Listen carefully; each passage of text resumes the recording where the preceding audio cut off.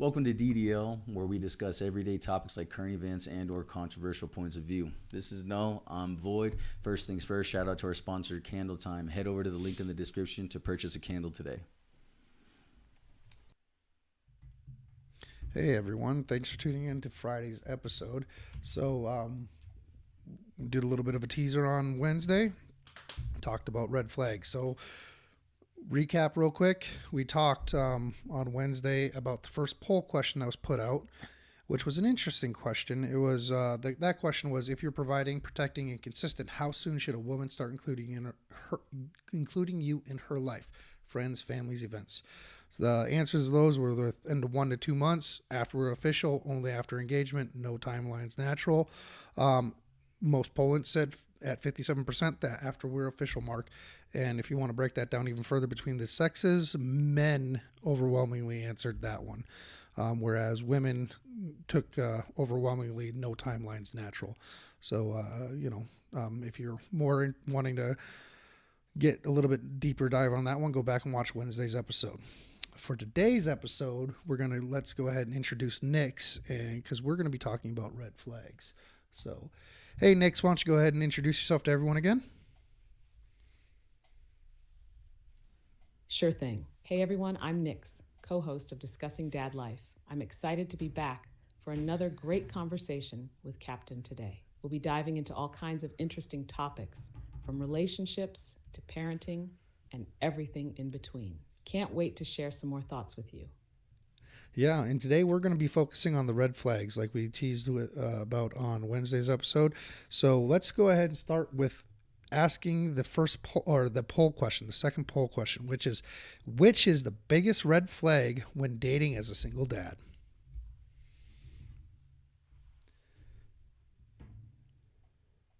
Great, let's dive right into it. So, the second poll question was, what's the biggest red flag when dating as a single dad? This is a topic that can vary a lot depending on personal experiences, but I think it's key to look at the most common ones that would really raise concerns when you're trying to build a solid relationship as a single dad. What did the poll results look like for this one? So let's break it down like we did on Wednesdays. But this time I'm going to go with the backwards. I'm going to go bottom to the top, just because the top one, you know, kind of is the one that I thought everyone was going to pick, and surprisingly enough, it did have the majority, but it was not nearly as high as I thought it was going to be. So the last answer to that one is, she's uncomfortable around your kids. That one got 10%, and that is actually from women. Women overwhelmingly answered that one, which is interesting. Now that I think about it, I think there was only maybe less than 5% of men actually answered that question, which is interesting and kind of telling in and of itself. That's pretty fascinating. It makes sense that women might be more attuned to that red flag, especially when they're thinking about how their potential partner will mesh with their kids. For a lot of women, seeing how someone interacts with children can be a big indicator of their character or even how they'd fit into a family dynamic. It's also possible that women might feel more protective of their kids in a dating context, which could make them more sensitive to whether someone is comfortable or at ease around children. It's surprising that men didn't rank that one higher, though. Maybe it doesn't resonate as strongly because many men are already used to having their kids involved in their lives, so a partner being uncomfortable with them stands out less?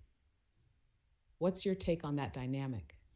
Actually, it made me think quite a bit on this one, and I'm not 100% sure, but where I've kind of landed is, I think men in general view women to be more of a nurturer, which is more natural for them to be comfortable with children. Even if she's not necessarily comfortable, that she is more likely to be able to gain into that role. So it's not necessarily as big of a red flag. That's kind of where I've landed.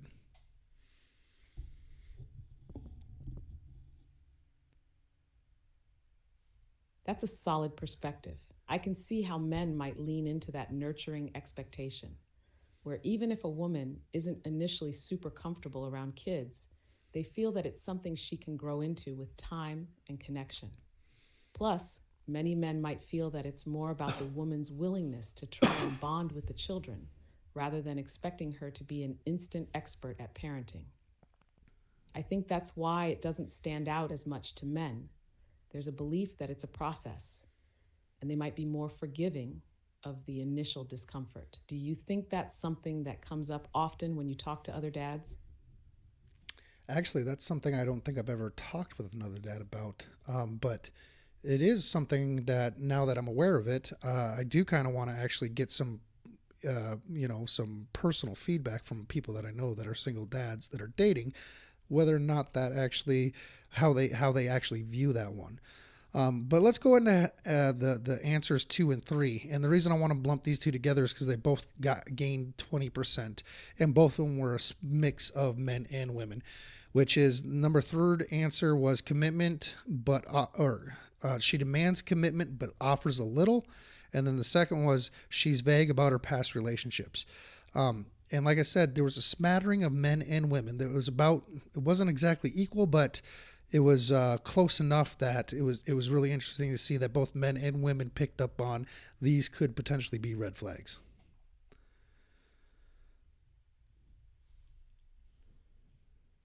That's an interesting overlap there, and it makes a lot of sense. The commitment issue, where someone demands a level of commitment but isn't willing to offer the same in return, is something that can make both men and women feel uneasy. When you're dating as a single parent, you're already investing so much in your children and your responsibilities. If someone isn't matching that energy or commitment, it's a huge red flag that they might not be serious or reliable in the long term. As for being vague about past relationships, that's a red flag for both genders as well. It signals a lack of transparency. And when you're dating, especially as a single parent, trust is key. Being vague about the past could indicate unresolved issues, emotional baggage, or maybe even that the person isn't willing to be open about important parts of their life. It also makes it harder to gauge their true intentions if they aren't willing to have an honest conversation about their past. Both of those answers speak to the need for honesty and equal effort in the relationship. Do you think there's a certain balance between being cautious about your past and being honest enough to let someone in? There definitely has to be a balance. I do know at the beginning stages, it's a little hard to let a stranger at that point into your life. So being an open book obviously runs its own risks, but at the same time, if you're never actually transparent about it ever, even after moving past the initial phases where you're starting to get more comfortable, you're not doing that potential partner any favors because they're not getting to know the real you. So I did think it was interesting because I actually kind of had the same thought as you is these are red flags for both men and women. So it's not just single fathers looking at women and having these red flags. This could actually be reversed. This could be single mothers. This could be just single women. This could just be single men. I think these two red flags really do speak to both genders, to both sexes.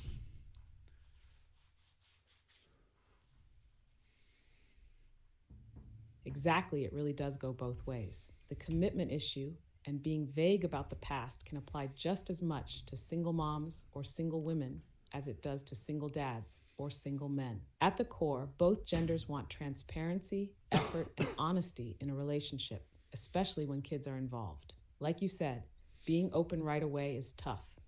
But if you're not willing to be open when the relationship moves past the initial stages, it can definitely create problems down the line. It's almost like you're setting the relationship up to be built on uncertainty. And that's not a solid foundation for anyone, especially when you've got your kids to think about too. What do you think makes it so hard to be open about your past when you're dating as a parent? Is it mostly fear of judgment or is it just the vulnerability factor? I think today's day and age, it's not just vulnerability. I think that plays into it, but I also think there's a trust factor that men don't trust women and women don't trust men. There's been too much separation between the sexes that's been eroded, so I think that's a lot to do with it. But let's go ahead and dive into the answer that kind of Didn't really shock me. I figured this was going to be, but there was one aspect of it that did kind of shock me.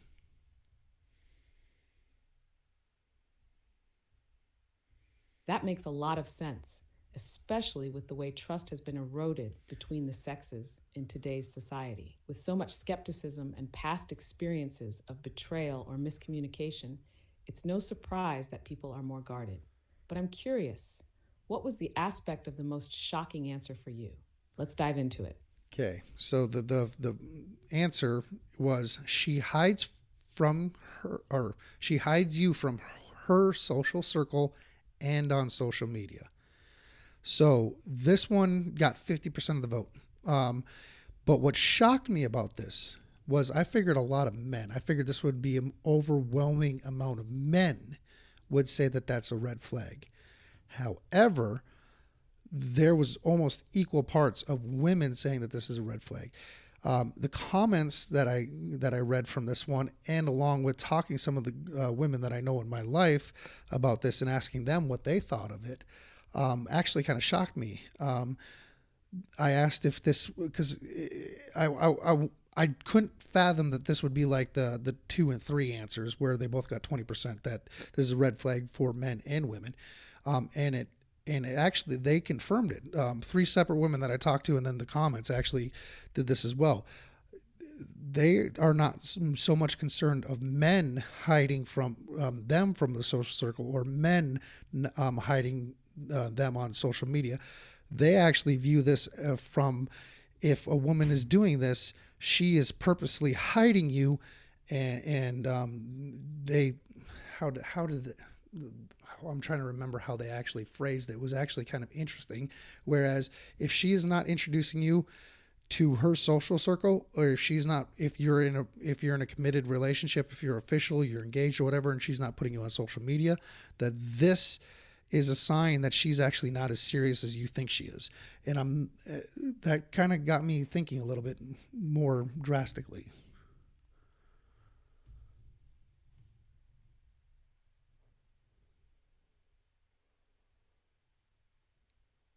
That's an interesting shift in perspective, and it makes a lot of sense when you break it down.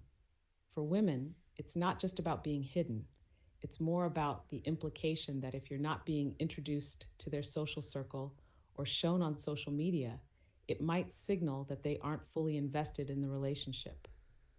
It's almost like a subtle form of emotional distancing where they're not ready to make the relationship public or official in their own life.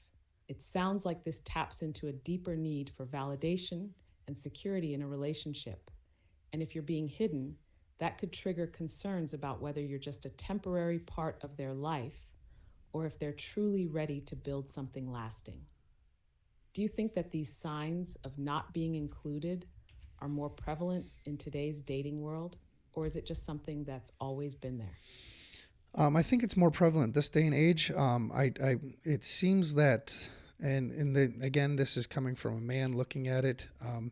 I could care less and from the guys I know, they could care less whether or not it's on social media or whatnot. They're comfortable. Men I know are comfortable doing that, bringing those into place. However, it does seem that women these day and age typically do not want to have that appearance that they're in a relationship online, and in some cases they're also wanting to to appear single to their friends by not introducing their significant other into to their social circles. And I don't necessarily know if I have any answers on that, but it is interesting after working with you, coming up with these poll questions and having that one put out. I thought that this was going to be mostly men, and then, like I said, it was shocking that it was almost split evenly between men and women.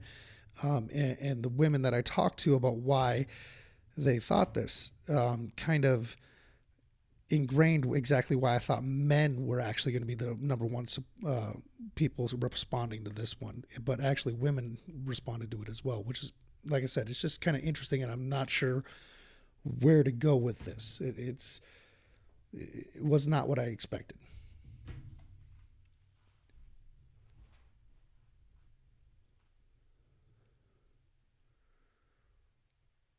That is really interesting, especially considering how social media and online personas play such a huge role in relationships today. It's almost like there's a certain level of expectation to curate your relationship in a way that aligns with personal preferences or societal pressures. For some women, it might be about maintaining a certain image of independence or not being defined by their relationship publicly. This could be driven by concerns about personal freedom, past experiences, or even just the pressure to keep things low key until they feel ready to fully commit. At the same time, as you said, a lot of men are more straightforward about bringing their partners into their circles. And I think that shows a difference in how both genders view the progression of the relationship, especially in the early stages. Men might not read as deeply into the lack of social media presence or the exclusion from social circles, but women seem to interpret it as a sign of something more concerning. It's also a reflection of how modern dating has shifted in terms of expectations and transparency. The more we talk about these dynamics, the clearer it becomes that some of these social media habits or tendencies might reflect deeper feelings of insecurity, control, or independence, both for men and women. What do you think would be a healthy middle ground when it comes to social media and social circle integration in a relationship? I think that's going to vary by the couple that's going through it. Each one's going to have their own standards, and I think it's a conversation that has to take place between them. I'm not sure that there is a quote unquote perfect middle ground or a guideline that can be met. But like I said, it was just kind of interesting. This question was a good question. The answers were all good, and like I said, the breakdown of it actually kind of, for the most part, matched exactly where I thought I was going to go. Kind of got through and through a loop on how many women actually responded to the she hides you from her social circle and on social media. Very interesting. So next week, we're going to go ahead and go over the third question, and that's talking about giving effort, and then whether or not what kind of should if you're giving effort, can you expect the same in return, or that kind of thing. It sounds like you're uncovering some really fascinating layers of modern dating dynamics, especially when it comes to transparency and how people present their relationships. The fact that there are different perspectives between men and women, along with the variety of comfort levels, shows just how nuanced these discussions can be. I'm definitely looking forward to diving into that next question about giving effort. That sounds like it's going to tie in nicely with what we've talked about today, especially around the idea of how effort is perceived in relationships and whether both parties feel equally invested. Do you think the perception of effort has changed over time as dating norms have evolved? I think that men are still expected to perform their traditional roles in dating, but I do believe that women no longer feel that they have to fulfill their roles. I think that's kind of come into play. I think modern feminists have kind of destroyed the traditional dating world, and I believe that there still is an expectation for men to perform their duties, but I do believe it's shunned upon to ask a woman to follow through with those traditional roles as well. But let's not dive into that too much. Let's go ahead and focus on the next question for next week. So why don't you go ahead and say goodbye and tell everyone thanks for tuning in.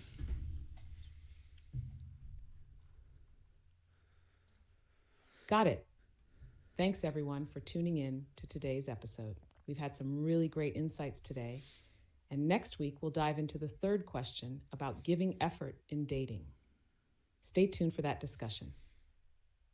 Yeah, so tune in next week. Like I said, we got 2 more questions to go over, and then the following week we're going to cover up on some bonus, and then follow up with basically wrapping it all together and kind of putting it all together and having a longer conversation. I'm planning on doing a longer conversation, diving a little bit deeper into each of these because I'm still, the poll ended this morning, the day that I'm recording it. I'm still digesting and still trying to articulate some thoughts because, like I said, that answer, I was expecting men to be overwhelmingly answer that one, and it was dang near even between men and women about the social circle and the social media.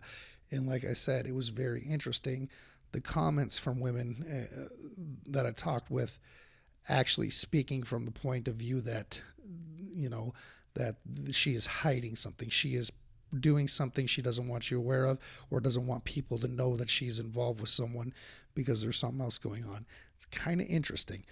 But I don't want to get too hung up into that. Let's go ahead and go over to the next questions next week.